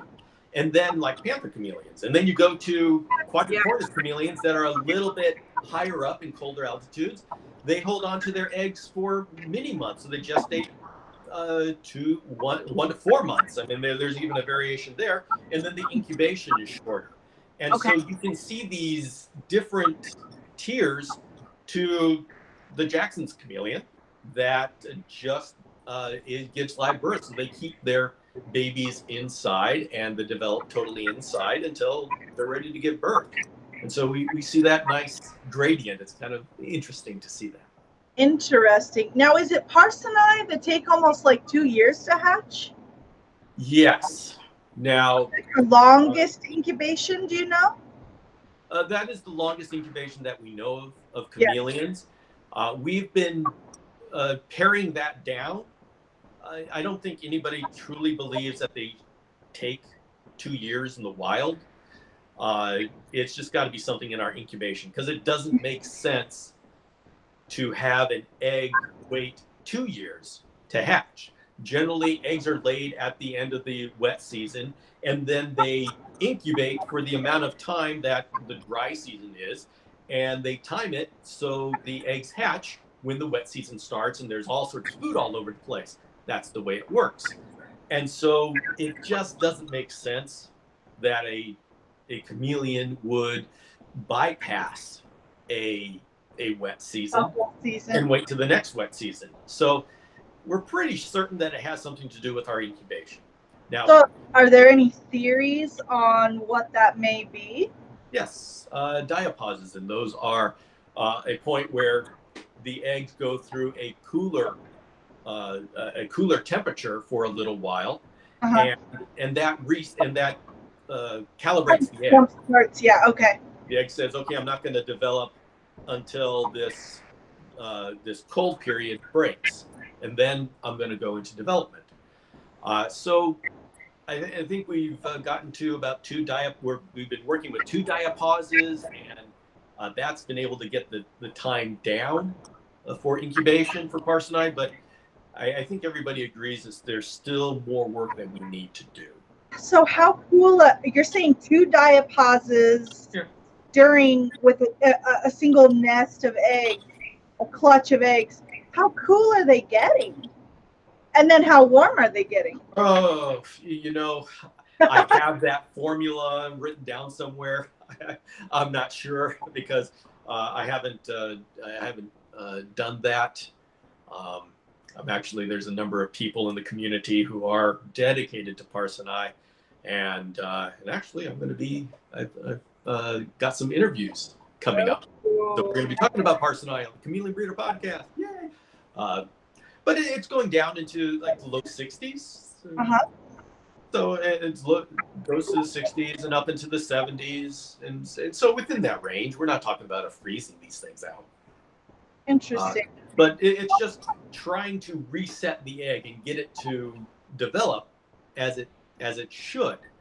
And so, and of course, it's very hard to do studies on this. It's a lot of trial and error with breeders. Right. It's not like we can all of a sudden get 200 Parsonide eggs and in a lab.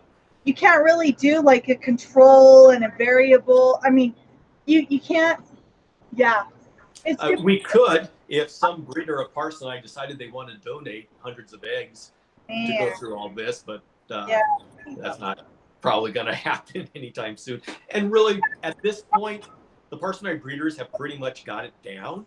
Yeah. And so even if it's not how it's being done in the wild, they've got it down enough that it's consistent. And so I don't know what the value is of figuring out how to shave off another 4 months of incubation at this point.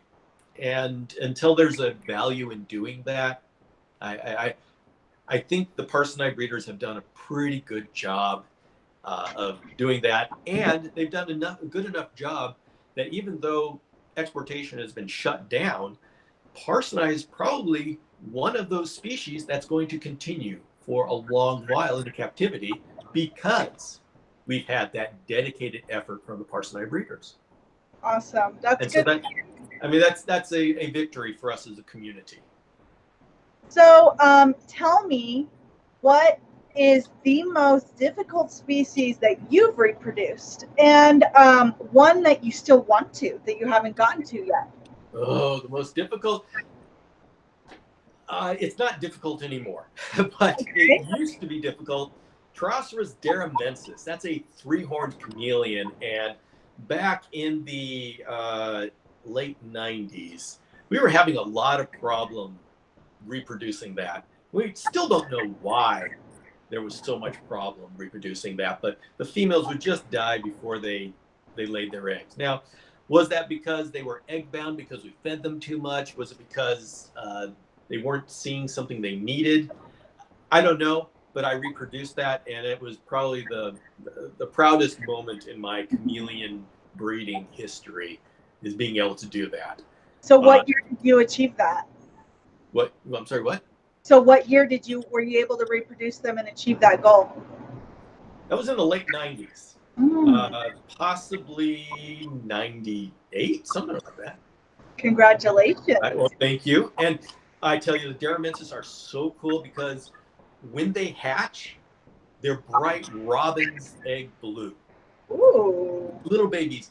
But after about a week or two, they start going into green. So I call it the breeder's reward. And so, and it's so hard for pictures to capture this blue. It's so incredible that it is a very special.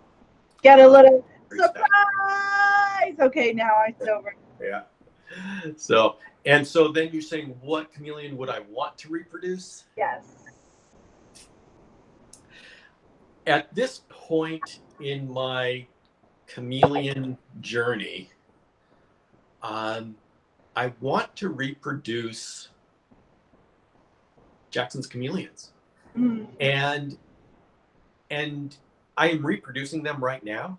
But what I want to do is I want to put down the parameters of breeding Jackson's chameleons. So many people breed, I mean, it's easy to get babies, but it's difficult to keep them alive. And we got to figure out why that is. It may be as simple as you just got to keep them separately, and it may be that simple. But there's also nutritional aspects to it. Right now, we have a big debate, a big question mark about vitamin A. It's known we have to supplement our chameleons with vitamin A somehow. And so if chameleons don't get their preformed vitamin A, then we get eye issues or tongue issues. We get some problems. Okay.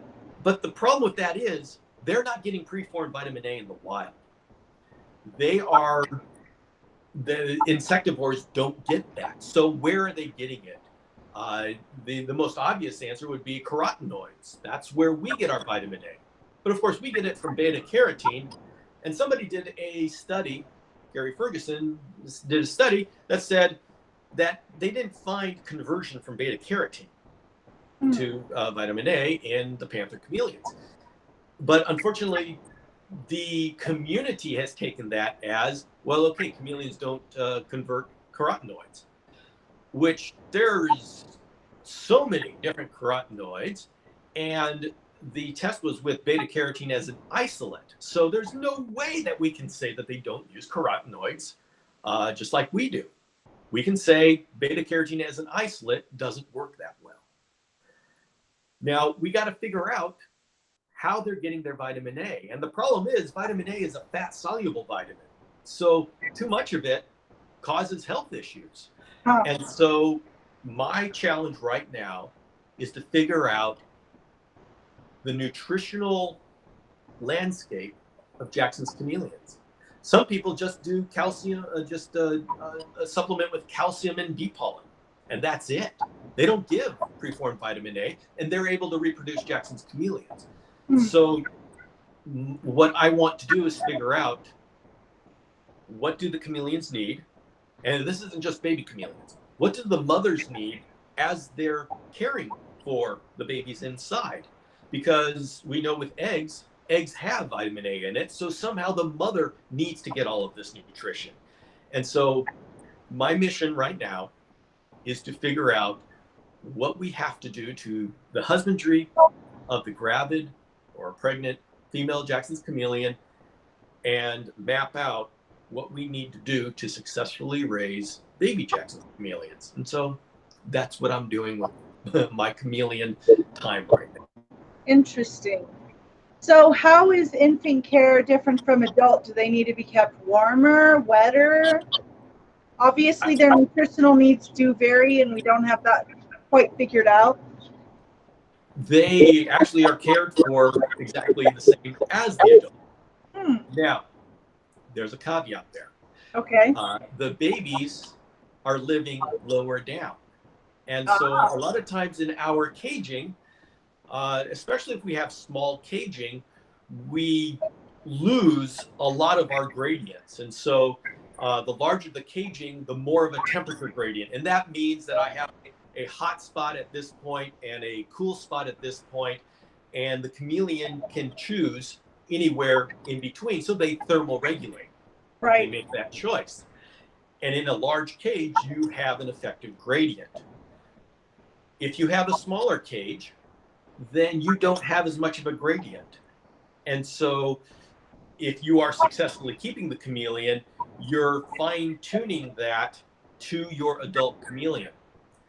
The baby chameleons may not be able to handle that. The baby chameleons may not be able to handle the amount of UVB you're giving your adult chameleons. They may not be able to handle the supplementation that you're giving the adult chameleons because they're smaller, they're more fragile. And so there is a difference in how you take care of the babies, and it's like less energy into the system. With my babies, I keep a lot of them outside, and so that takes care of things. But so, I meant to ask you to have you in the beginning tell where you live, because that's super relative, and I forgot. Yes, I live in coastal California, Yeah. and so this is chameleon paradise in the United States, at least for things like Jackson's chameleons. And so I'm within, I think, 50 miles of the coast.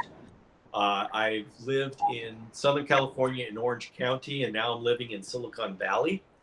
And so I've always had that coastal influence. Now, I do have to deal with triple-digit days during the summer, and Jackson's chameleons do not like the heat like that. So, yeah, I do have to deal with that.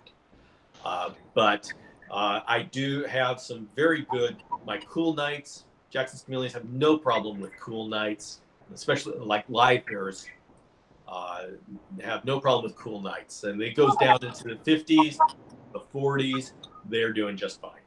Wow. And so I can do a lot of outdoor keeping. Yes.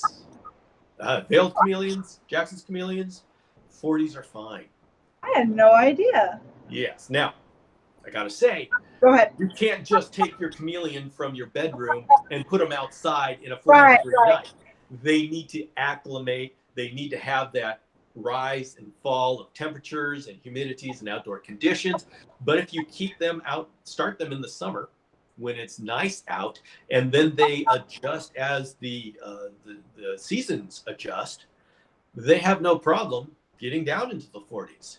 And, you know, I dare say they can get lower than that, but, you know, it's starting to get dangerous if somebody just starts to do things. But really what's important is the day.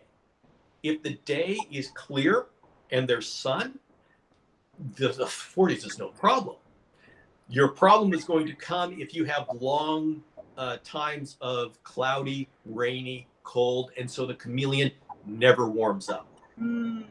So the problem is not the dip down and coming up. The problem is the staying down, and the chameleon can never warm up enough to digest its food, and it just, if it stays wet and cold for weeks, a week, yeah, that's when it becomes a problem. Interesting. And so actually all of my cages that are outdoor, except for most of my cages are what I call planter box cages. I take my screen cages and I put them on top of planter boxes that have wheels. And so I literally roll my cages into the garage when I need to, and then roll them back out. And during the summer when it's ultra hot, well, I roll them up against the house where they're going to get protection from the sun. When it's cooler, I roll them out. And so I get a lot of freedom. And by the way, that's an advantage for me having my own cage company. I make cages that are rust free. So there's no component on there that will rust. And I do that because I need to keep things outside. That's what you get for having a cage built by a chameleon guy. There we go. All of those other cages have components that rust. I had one that said, no, rust free. Well, you know what? Take a magnet, and the magnet doesn't lie. And the most common thing is either the screws will rust or the hinge pin in the door will rust. And it's like, guys, that you can't do that. All it takes is one season and the cage is rusting and you can't use it. So yes, my cages are rust free and I test that year after year. And so yeah, all the stuff that I make in my cages is for me. Everybody else is welcome to buy it if you'd like, but it's for me. And I have to say that Bill was so generous that he actually sent me a huge enclosure once, and I have it in my bedroom. It's so beautiful. I love it. And he was so sweet that he actually walked me through putting the entire thing together. And I'm embarrassed to say that I'm not very handy, and I was able to do it pretty easily. And so we'll link that video below, and I absolutely love that cage. I've had it for at least a year, I'm sure. 2 years. Yeah, 2 years now. It seems like, yeah, a year or two. And I used the Mist King. I used the lights from Light Europe. He walked me through the process of everything that I needed. And yeah, it's absolutely amazing. I considered actually doing this one in my bedroom with that cage in the background, but that would have been a whole nother step. Yeah. I do use my large office computer to do these with double monitors so I can watch the comment feed. And I thought, okay, I'll just talk about it. But I'll link the video where I show putting it together and receiving the package. And yeah, just thank you so much for that. That was awesome. So I've kept you on forever, but I have to ask you about one more thing. All right. I think a lot of people have no idea about the heat gradients of the UVB fixtures, and that many of them only have the power to reach a few inches. And so unless your animal can literally climb right underneath it, which in most enclosures that's not the case, also you do want a gradient. Can you talk to us a little bit about those lights that say they're UVB, but they're essentially ineffective and all that? At this point, the most effective UVB source is a linear fluorescent tube. Those are the big long tubes. They call T5. That's the size, high output. And so you want to look for a fixture that's a T5 high output, and that's what gives you the good UVB. Okay. There are very convenient and somewhat cheaper bulbs that screw into the standard light fixture, and they're kind of curly Q, or else they're in a U shape, and those don't produce a whole lot of UVB. It just doesn't push far enough into the cage. And those are useful for baby environments where you don't want to just totally blast this poor little thing with energy. But when you've got a 4-foot cage, you need to reach 6 inches, at least 6 inches into the cage to get to that basking branch. And so you do need energy, especially if you've got a dual fixture. And I'll say this, what you may not know about UVB bulbs is if you have a UVB bulb in a dual fixture, that other bulb is soaking up some of your UVB. When your UVB bulb goes through the screen top, it's losing 50% of its UVB. Wow. So you can't measure a UVB bulb just raw and say, yeah, okay, I've got a great bulb. You have to have it go through all of this soaking up and then see what you've got. And me, in my ultra setup, like the one I have in back here, by the way, this is a medium tall clear side atrium from Dragon Strand. I love this cage. It's 4 foot tall. It's extra wide at 30 inches, 23 inches deep.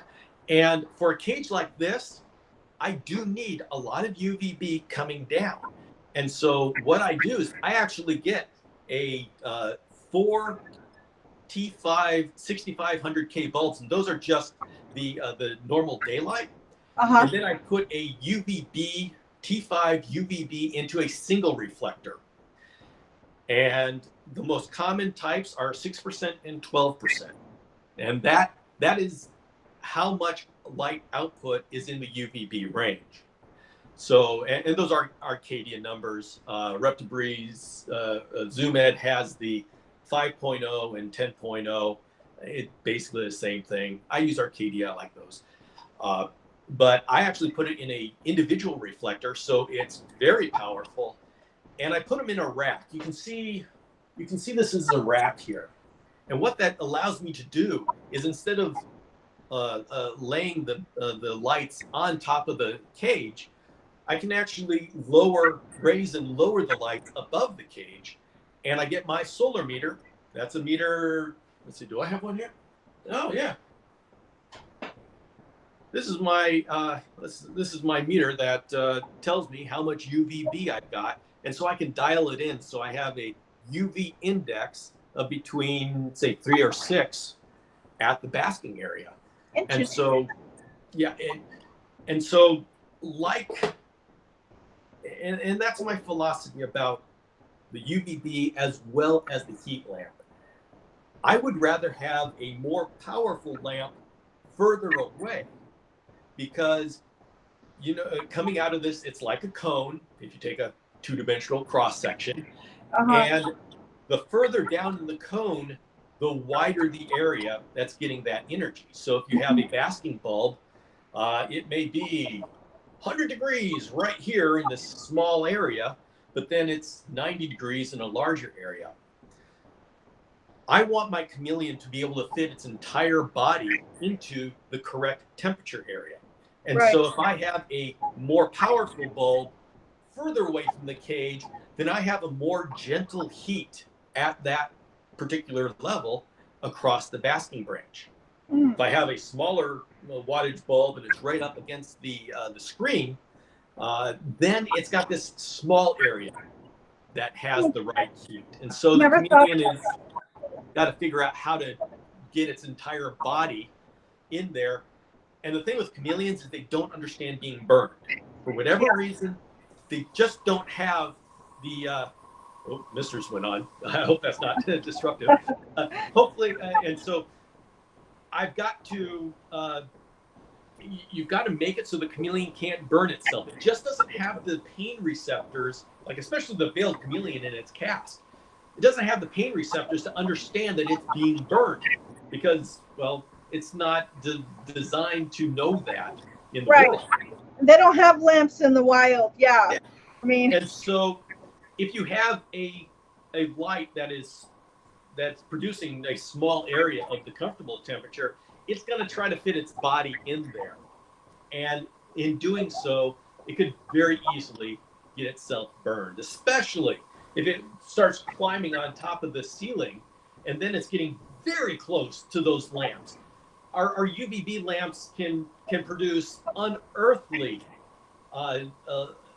intensity of UVB right at the lamp surface, like within an inch of the lamp surface. I mean, it's very high. And so by having all of these things, the heat bulb and the UVB higher up above the cage, the top of the cage is no longer a danger area, and they're able to get in a comfortable zone, and it's easier for them to get into that zone. Awesome. Okay, I promised you one more question, but somebody did ask a very important question, and I love chameleon questions. Go ahead. Okay, good. So someone asked if there are any poisonous or dangerous plants that you should steer clear of in a live planted chameleon enclosure. And I know there are, so I have to ask you. I'll tell you about plants. Okay. By the way, is this missing some system going on? Is that disruptive to the audio? Awesome. We love it. Okay. All I need is my dart frogs to go off. Okay. Poisonous plants. This is a big topic. The thing is, we don't know of any plants that are poisonous to chameleons. Okay. I know there are safe plant lists out there. These are developed for dogs and cats. Okay. And then people just grab it and they say, this is the safe plant list, and you assume that they checked it with chameleons. Not the case. Okay. And you may say, oh, okay, well, I'll just be safe. That's not safe, because things that are poisonous to a chameleon may not be poisonous to the dog and cat. And so it's a false sense of security to think that this is a safe list. Now, that said, with all of the plants that have just been thrown into a chameleon cage over the last couple decades, we have never come across a case. I won't say never. I don't know of any case, and the vets I talk to can't pinpoint a case where there's been plant poisoning. So all of these chameleons licking dew off of philodendrons and pothos and all these house plants that you find at Home Depot you don't know the name of, we don't have any evidence of poisoning. The one that we are concerned about are veiled chameleons, because they will actually take bites out of plants. So that's the big question mark. Now, there's no list that I know of people that have said, okay, these are all the plants that my veiled chameleon ate and survived. But I will say that veiled chameleons have been chewing up house plants for decades, and yet we still don't have a problem. The biggest one usually that we ask about is pothos, the devil's ivy, Epipernurum aureum, and that's the most common, and that is on the toxic plant lists. It's got oxalates, which are these cells that get stuck in the throats of cats and dogs, and it really causes them problems. Veiled chameleons have chewed up pothos, have swallowed it, have wrapped their poop around it, and there's been no problem. So either they're not affected by the oxalates, or they don't eat enough, or maybe they just chew the leaves and swallow the leaves whole, and there aren't enough of the oxalates in that amount to cause a problem. But whatever it is, there is no problem eating pothos, and even though that pothos has these oxalates, and the same goes for the Schefflera arborea cola. You can recognize the names, but when you actually say them, it's not as easy. And that's the umbrella plant. That's so common. But so these have the oxalates, and the veiled chameleons don't seem to be affected by it. Another follow-up to that question is always pesticides. Yes. And what about these plants coming from the stores? And I will say, your washing the leaves probably is not helping you, because the plant companies are not using topical pesticides. They're using systemic pesticides. So the pesticide is inside the plant. So washing the leaves is not helping with a certain kind of pesticides that most of the nurseries are using that go into your home improvement stores.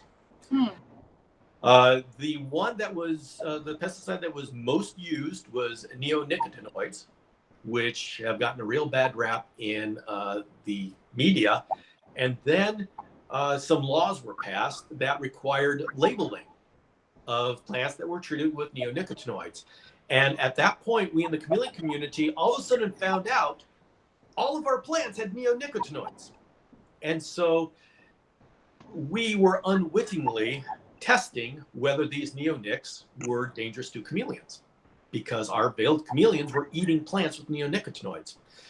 And from the lack of chameleons dying, it appears that the neonicotinoids, the systemics that are in these plants, are not dangerous to veiled chameleons, or the other chameleons that were licking the leaves of these things. Of course, the company that makes the neonics is saying that no, this pesticide doesn't cross the blood-brain barrier in vertebrates. So, okay, but of course, you really believe these companies when they say that their product is safe? Yeah. Nobody ever does. But I can say, just by looking at the evidence, it doesn't appear as though they were a problem. Okay. Now, some people have linked them with the deaths of all the bees. Whether they were or not doesn't matter at this point to us chameleon keepers, because now the neonics, with their bad rap in the political eye, are being phased out. And so they no longer have to label what pesticide is in those plants. This has made us believe as we go in, oh, okay, the labels are gone. Sorry, they just changed what pesticide they're using, and now they don't have to label it. And now we have to start over again and figure out if these plants are safe for our chameleons or not. So it's just a constant battle. But yeah, the topical pesticides for the house plants, they don't like them as much because it kills the beneficial insects as well as the insects that are bad. And so the systemics work well because it only kills the insects that eat the flowers, and that's the ones you want to go at. I see. That makes sense. Yeah.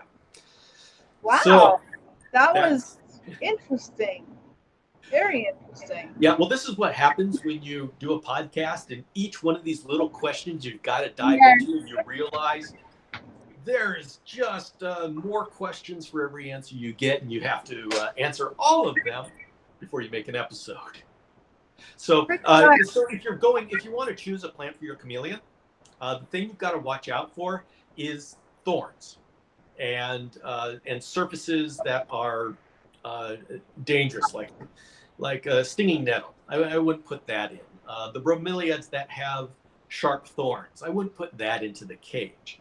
To be fair, in the wild, some of the bromeliads have these saw edges on their leaves, so they're very sharp. Not all of them do, but some of them. So you just got to be careful about that.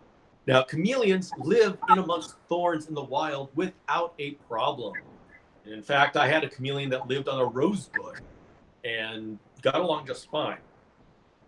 But I generally say don't put thorns in your chameleon cage because he's got such a small area as it is. You don't need the thorns don't do any good, so go ahead and avoid. Yeah, it's kind of like having a broken glass on your kitchen floor that you have to walk around every day. Yeah. It wouldn't be fun. Yeah, they can do it, but I say that because people say, oh, but they live on acacia trees in the wild, which have these big long thorns. Yeah, they do. Yeah, they do. So, but I'd say don't recreate that particular part of their natural habitat. I'd rather walk on soft grass than thorns, even though people have been walking on thorns for a long time. Yeah, there are some things in nature that chameleons grow dependent upon. There's some hardships in nature. There's two types of hardships in nature: the ones that they tolerate and the ones that they become dependent upon. Mm-hmm. And like parasites, generally we think that they just tolerate parasites, but the story could get a little murky because, like in humans, Crohn's disease, that is us adjusting to parasites that were inside our body. But now the parasites are gone, then these internal, white blood cells, I'm not sure what it was, it attacks the body because it's got to attack something, and the parasites it is used to attacking is no longer there. And so that is an example of how a hardship, as the years went by, the eons went by, and as evolution, it just became part of life, and we developed to adjust to that. And so when it's gone, our body doesn't know what to do. And so, but at this point, we're assuming that parasites are something they tolerate. Something that they grow dependent upon are like the cold at nighttime drops of Jackson's chameleons. Right. That would be considered a hardship. But Jackson's chameleons have grown dependent upon that low nighttime drop to the point that if you don't give it to them, after 3 or 4 months, they're not getting a good enough sleep, and they'll just drop dead of exhaustion. And so it's a very tricky study that we do of our animals in captivity, their wild conditions, and what to recreate in captivity. And it's not always black and white and clear cut. Interesting. Very interesting. Wow. Well, obviously, guys, there's way more you can learn about chameleons. I mean, we could probably sit here for 6 more hours and not even touch Yes, I could. basics. Obviously, I'm going to link Bill's podcast, his website, his Facebook group, and maybe some other stuff. I'll just send you everything. Yeah, do please, because people are going to be like, yes, this was incredible. I need to know more. I mean, even I'm like, chameleons. Haven't had, need to get they are a blast. And by the way, I talked about all it takes to set them up and how expensive and how you got to learn all this stuff. Once you set them up, they are very easy. They are very hardy animals when you give them the conditions they need. And well, I mean, once you set them up, it's like, I hate to say it, but they can be easy. But you got to go through that initial setup before it gets to the easy part. And if you don't do it right at the beginning, then it's hard. They get sick, and you go around saying, these chameleons are so fragile. So don't be a statistic. Do it right to begin with. Especially if you have proper lighting and misters on timers. I mean, once automated, it really is pretty simple. Yeah, we automate everything, and it just, the system takes care of itself, and then you just got to do maintenance on the system, and so it actually gets pretty easy. Just do it right to begin with. Very sound advice. Well, I want to thank the people that are on the live. They're chatting it up. We've got people from Algeria, California, and just kind of all over the place. And so you guys were really awesome. Thank you guys so much for joining the live today. And obviously this is going to be here for everyone forever afterward. Wonderful. And yes. So people are saying thank you and that they really enjoyed it. And Bill, you were awesome. You're so much fun. You're just such a wealth of knowledge. And for more information, obviously follow up on all of Bill's links. Yeah, I'll give you all the links. And actually, I actually have a video, like 20-minute video on selecting your chameleon. It gives you all about everything about selecting the different species of chameleons. Great for beginners. And I'll send you the link. Awesome. So that's on YouTube? Yeah, it's on YouTube. And it's choosing your chameleon. Gosh, I forget the title. But we'll find it. Don't worry. Yeah. All right. Thank you guys all so much for sticking around with us for 2 hours and 4 minutes. You guys were awesome. I love you guys. And I'll be on with Rob Christensen tomorrow from New England Reptile Distributors. So that should be exciting. Okay. See you guys later.